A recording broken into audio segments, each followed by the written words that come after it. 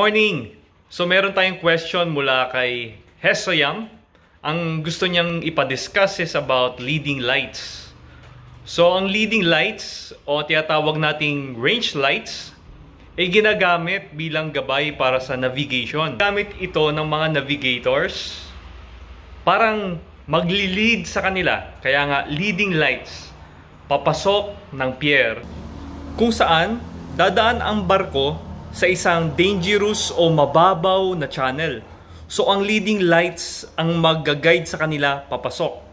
So ganito ang itsura ng leading lights, no? So sa umaga ganyan ang itsura niya, sa gabi may ilaw yan. Ganito naman ang itsura ng leading light sa mapa. So nag-i-indicate siya ng bearing kapag inline ka. So ito yung susundan mo ng timon mo.